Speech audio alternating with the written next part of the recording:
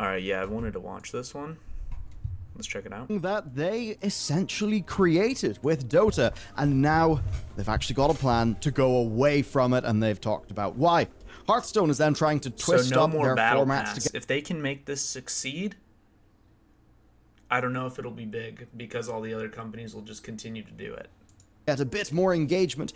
Square Enix has actually made a step to right one of their really big and very bad looking wrongs, and we've got the story of a developer somehow being able to turn the fortunes of their game around so successfully within just a few days of launch that they've went back up new and trending somehow, which really is quite impressive. For as much as we like them, it's funny with Valve. I mean, loot boxes, they kind of drove a lot of that. Yeah, I mean, let's think about CSGO. My friend, I'm not even kidding, this is a true story. He dropped a couple grand on knife boxes or whatever. I don't even play CSGO, but he did drop a couple grand. He does get paid very well at his job, but I could imagine this is a large sum of money for that people. Forward kind of created and it. I do like how they kind of did it, made it a collectible in CSGO, but well, let's see what battle passes, they kind of created that. It's funny, they're actually the origin point of quite a lot of things in the industry that we don't particularly love. And unlike loot boxes and hats, their most recent blog post is seeing Dota's monetization actually move away from the Battle Pass model. Effectively, they've said that the Battle Pass has become the way that all significant Dota updates had been delivered. And they basically realized this, and then realized that they were very much limiting themselves to one type of update.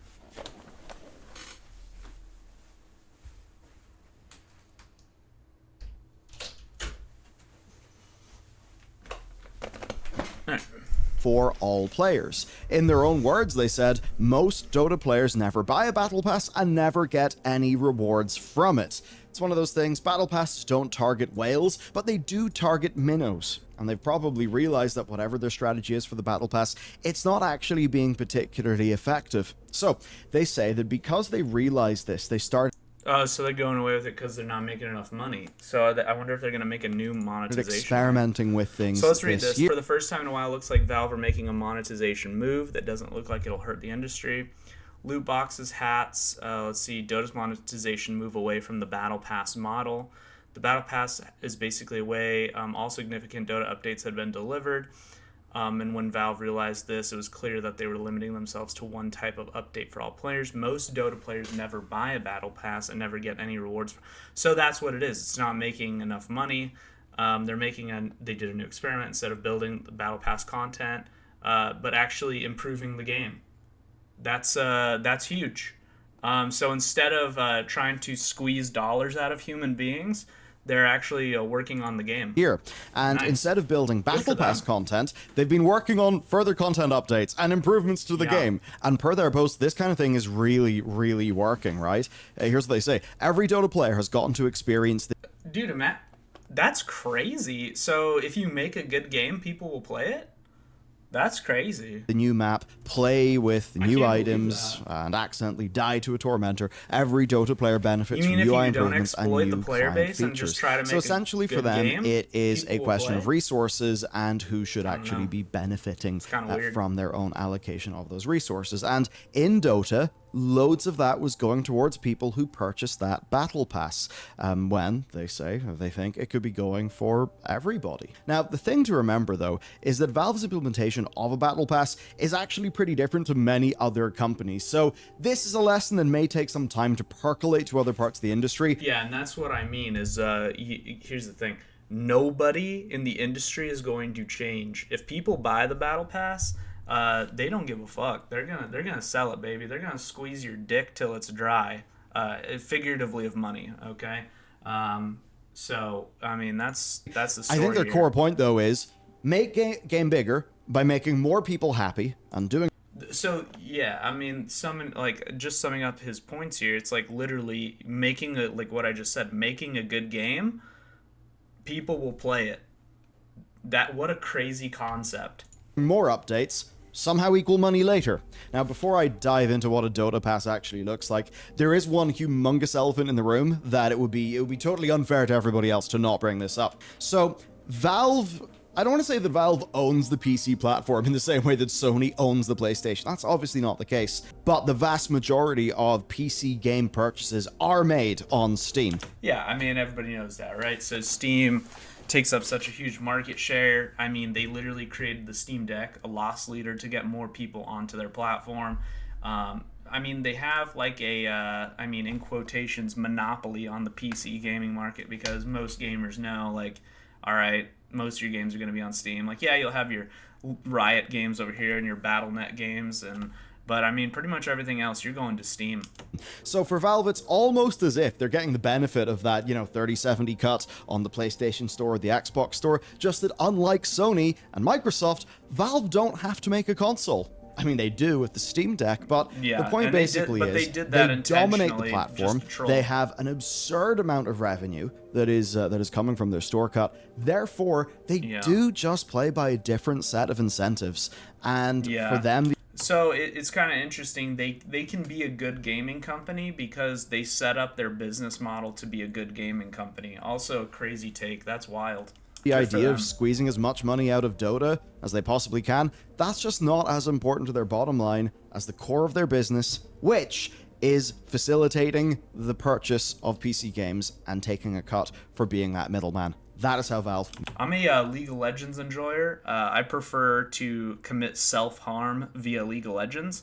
So I haven't played much Dota, but this character does look interesting. Money. So essentially with Dota 2 Battle Passes, they actually had quite a lot of, I suppose, features, content, that sort of thing, sometimes unique modes, right? So they weren't just very narrowly the sorts of cosmetics that perhaps you'd be more used to in something like an Overwatch 2 or Diablo 4. So I think the Battle Pass model probably was hurting that game a little bit more than some others hurt other games. So certainly we will need to see what this is replaced with. Now, if you don't remember, the Compendium is what Valve basically released. It had a bunch of content in it. I think it had some predictions and some other stuff. You would buy the Compendium and a portion of that money would go towards the International, which was the big Dota. Oh, I wish League of Legends did that, dude. I wish, all the money that you buy from skins or whatever during the Worlds event would go to, like, the winning team. It's pretty hype that it makes such a big pot. Competition. Of course, the Battle Pass format then sprouted out from there.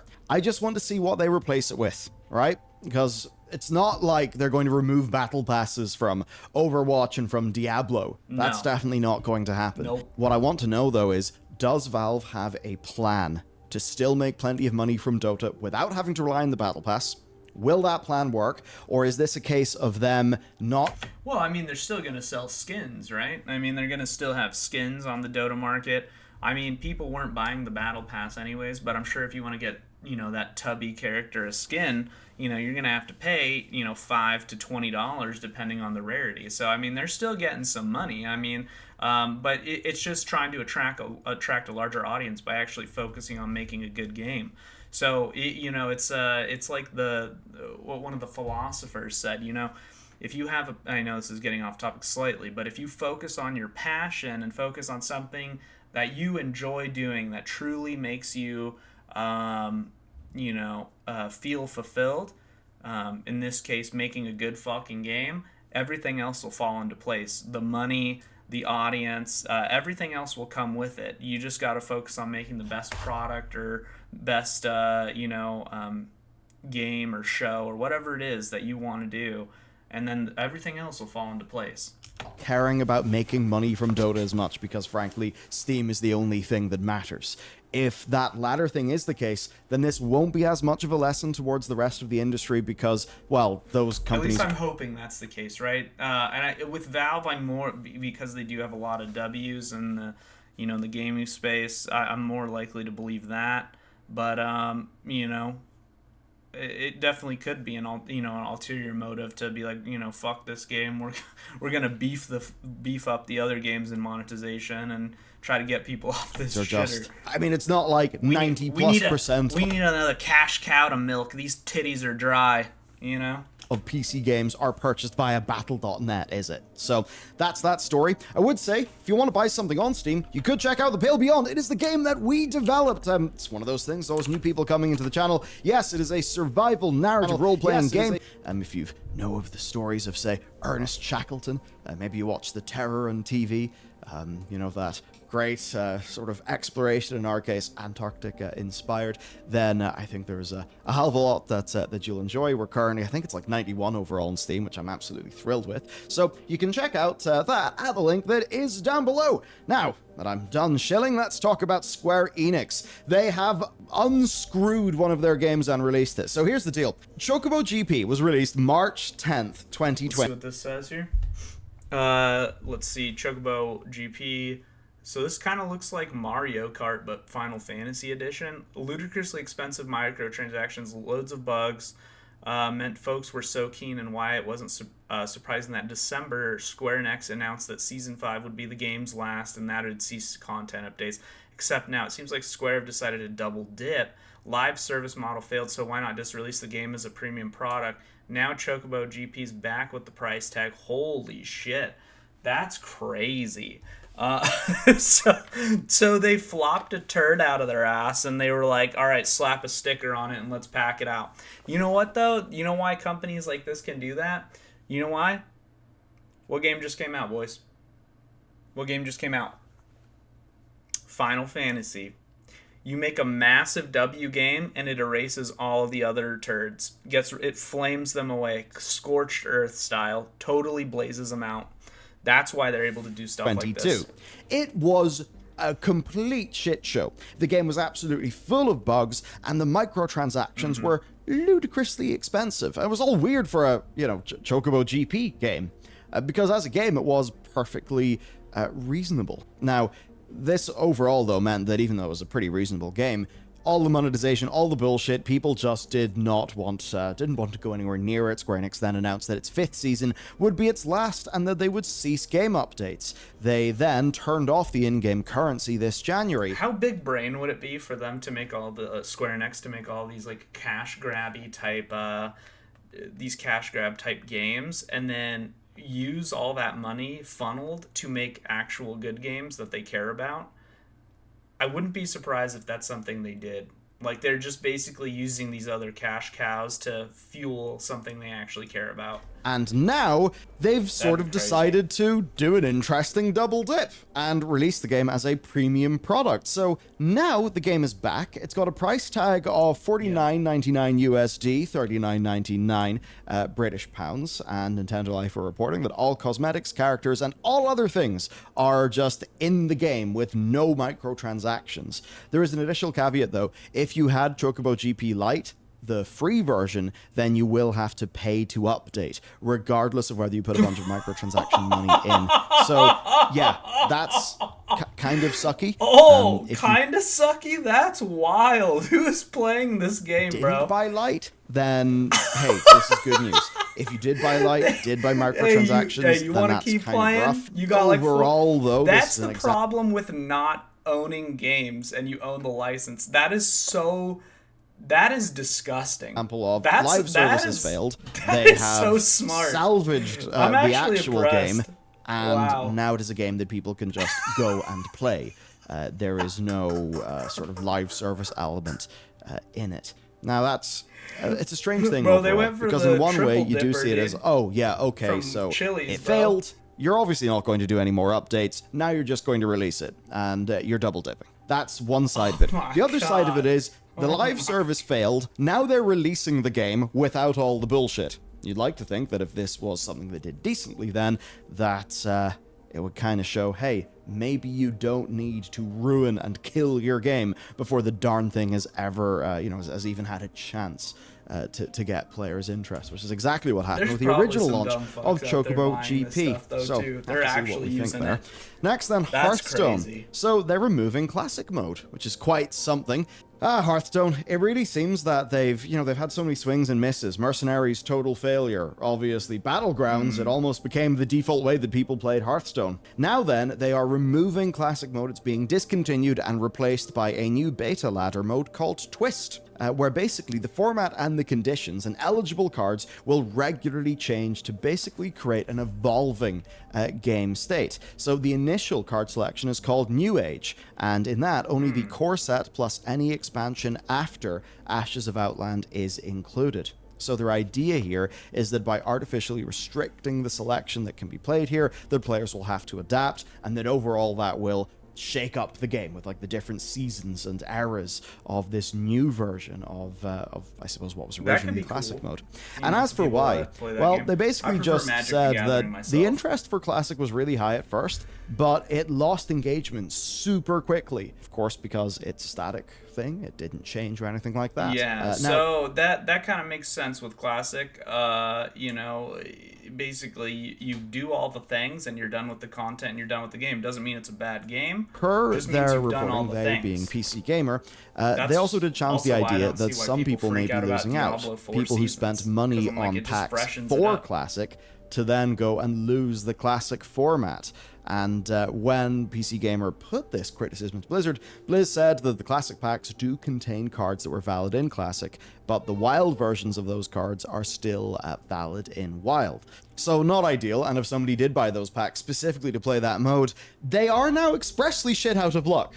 This is at least more successful, or I suppose less damaging, than the way that they ended the Mercenaries mode. It's quite funny with Mercenaries. It really did seem like a way to just get more money out of the game, and it totally failed. It really does seem that Battlegrounds is Activision Blizzard would try to get money. Our final story then is one that's actually really good. So, Fail Better Games, they make exceptional narrative titles. Of course, they're a studio who I'd say are quite in the wheelhouse of our studio. Pale Beyond, narrative title, the likes of Fallen London, Sunless Sea, Sunless Sky, narrative games. So, you know, we respect that stuff. Now, they have had a romance VN called Mask of the Rose that is set in the Fallen London mythos. Fallen London itself being an absolutely fascinating... Make exceptional narrative titles, Fallen London being one of those gems of gaming that somehow keep going for years, and Sunless Skies being wonderful exploration. As such, when they ran a Kickstarter, oh, it's a romance visual novel. Maybe this is on the new NSFW version of Steam. Fascinating sort of game.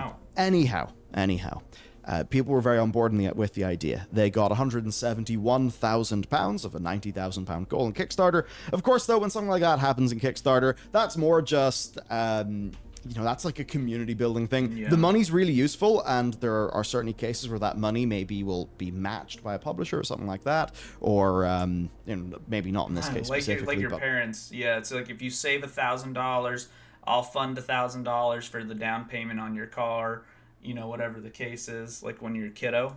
Broadly speaking, Love you that. know, Kickstarter, it's cute. The game's going to cost more than 171 grand to make. Absolutely, easily more than that. Anyway, the game was released 8th of June, and things actually didn't go quite well. And yeah, I was gonna say, I said it didn't go quite well because they, guess what? They didn't need more than that because they made a shit game. That's what they did. Interesting. The game had a very tight time limit, right? And then you don't have to spend all the money. The idea of the time limit is you'd only be able to do so many interactions, choose so many options, do so many things. And I think their overall design intent is that players would be playing it quite intentionally, that there would be a push and pull that would make some choices perhaps feel more... you know, just feel more important. And the thing with Fallen London is, with it being an ongoing sort of live narrative experience, you only have so many actions per day in Fallen London. I'm not a fan of narrative games. I think they were trying to play in that design space of having only so many actions a day. Because obviously, if you only have so many actions in a day, then what you decide to do is really impactful. It's a bit like, you know, in some of those harvesting or farming games, you only have so much stamina and you need to sleep to get it back. And that's just the way they balance the game. But it didn't really work out this time. Yeah, and you know what? Stamina in a romance game is actually very important. I think that's because in the visual novel format, people wanted to more fully explore the content. You know, there is the sort of, like, there's the romance element of it, there's some other elements of the narrative, and I think people felt that if they engaged a lot with where they maybe naturally wanted to go, they wouldn't get everything else they would want to see in the same run. It just wasn't coming together as an experience, and this led to a mostly negative on Steam, which obviously is pretty rough, right? Yeah, getting I wonder how much money they got to keep out of that 170K. They, if they spend, like 30K building a game, you're keeping 140K. That's a pretty nice payday. I mean, negative, so that's not good. That was the initial launch. It did crawl up slightly after that, but what has been interesting is they've actually went and turned the damn thing around, and they've got back into new and noteworthy on Steam, which is, I mean, a pretty lovely story. Like, there you can see it. 4 ranks there on on that, just behind F1 and you know what, they almost got canceled on Twitter, so they were like, oh man, like, all right, go ahead, just give it like another 50K. Like, we'll still have some left over, but at least we'll make the game a little bit better. So that really is quite impressive. They've got their Steam score up quite a bit as well. It's not the most amazing. Like, it is 101 reviews at 73%. Certainly, I think this is a studio that would be more targeting like a 90%. Sad. But it's moved in the right direction for them. We can look at the graph here, and we can see a lot of that negative response was very early on, right? Now, you can in terms of statistical significance, these are not the biggest review numbers. And that, here's the thing, this line right here is the most impactful part of every single game. It's like when you post a freaking YouTube video, okay? The first day or 2 days is like the most impactful, because nobody's going to play this game after this, because why would they, like, you heard it was bad, so I'm not going to play a bad game. I don't want to play a bad game. Like, think about that Redfall game. There's nothing they could do to ever bring that back into a positive light. Albeit that was probably a worse game than even this was. But that's my point. Is like, if you have a negative first couple days, that's why launches are so important. People make first impressions in the first 3 seconds they meet you. I judge a book by a cover. People do that regardless of what they say. Everybody judges a book by a cover to some degree. 12 positives, 22 negatives, right? For like day 2. Yeah, but if you look here, 3 positives, 6 positives, 3 positives to 1 negative. A few days later, 4 positives to 1 negative. So they are slowly accruing the positive reviews. If that trend holds over time, then perhaps this game could get up to very positive, which I believe is over 80%. I think it's over 80%. And then I think overwhelmingly, or no, maybe it's over 90%. Anyway, overwhelmingly positive is 95% and over 500 reviews. So if your game can get that, it truly is a remarkable thing. Yeah, it's funny with Fail, we're sitting at 91, and it's one of those things where I've been thinking like, could we get to 95? But you actually look at how the numbers shake out, and it'll be pretty hard to do that. And to look at what they did, well, they just said the seasons of Confessions and Yule are both twice as long, 14 days instead of 7. This is in response to hearing how you felt you couldn't get your teeth into enough of the stories in-game. We've now let you loose, as it were, and we're looking forward to basically, hearing what people, what people think. Also, some things like just improving tutorialization and a few knock-on effects for that sort of lengthening of the seasons. That's the sort of thing I'm not going to get fully into it here, but it is a really good example of a developer being hyper-targeted and hyper-responsive to issues that people have found. I mean, hell, it almost reminds me of Diablo 4, where a lot of people have been complaining about the renown grind. People have been talking about, like, the nightmare dungeons aren't giving enough XP. And very rapidly, Blizzard turned around and said, all right, we've heard your concerns. Fair enough. We've already talked about this in another video. Diablo 4, big W's with communication. I wish they would do it just a little bit faster. I am the consumer, so I'm very needy. It'll never be enough. We're working on them. These fixes will be in before Season 1. Like, that's exactly what you want to hear developers do. And that's why when developers do it, it's important that we actually call that out and make sure that people, to make sure that people are aware. I think one thing that is interesting here is a note on fast forwarding and replays. Some players have asked if there could be a skip scene option, or if the fast forward mode could automatically stop when you get to text that you've read like in another playthrough. So I think like Long Live the Queen, where it just zoops through stuff super quick. They do. I feel like if the only thing in your game is text, I feel like you need to nail it. It's like combat in a video game. If all you have is text in a video game, if you don't nail that experience, you've already lost. though, unfortunately, it's not really possible for Mask of the Rose. The way it generates text is a bit too complex for this to work. Rather than set speeches, it uses a combination of pre-written lines and lines that are generated programmatically from written components. To actually go into that, I don't know if they're using Inkle. Inkle's like the fundamental tech that we're using. But like with Inkle, you have a lot of... It's basically like marrying some programming principles with sort of tree-based dialogue, and it means that you can make far more like natural and immersive dialogue than when you can just extremely see, oh yeah, this is just a dialogue tree, like I've seen in games from like 15 years ago. So it is actually quite a bit harder with some of the way that modern games are working. That said, we do actually have at least for the UIs, handling grabbing fast forward in Pale, I think if you hold the B button, circle/B in a controller, and I forget what it is on PC. I should really remember that. Anyway, so good news from Mask of the Rose, an example of a developer doing the sort of thing that we definitely want to praise when we see it happen. That is it for today's video, though. If you want to support what we're doing, you can pick up The Pale Beyond on Steam. He talked about that game to #add his own game. That's actually big brain. Shout out to Bellular out. It should be 20% off. It's down there. We've released a bunch of updates, including a full rebalancing of difficulty and a new hard mode. We did that, sort of post-launch. Certainly it was fun going through our own launch period. We had some bugs rear their heads. Everybody just, went really hard trying to fix those super quickly, which thankfully we did.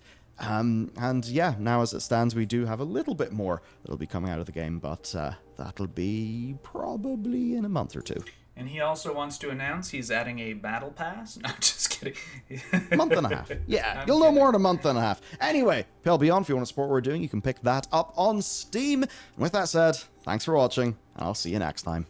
Well, there you go, everybody. Yeah, so on that battle pass portion, what a great time. I really hope they're doing it for the right reasons. I'm hopeful. I've been getting boned by so many large companies recently that I can barely walk straight.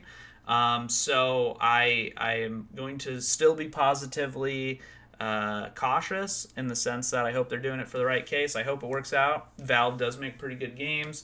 They also make good hardware. Steam Deck, for example, the Valve Index for the VR enjoyers. Yeah, I mean, I think this could be a good thing for them, but it's not going to change anything. People like money way too much.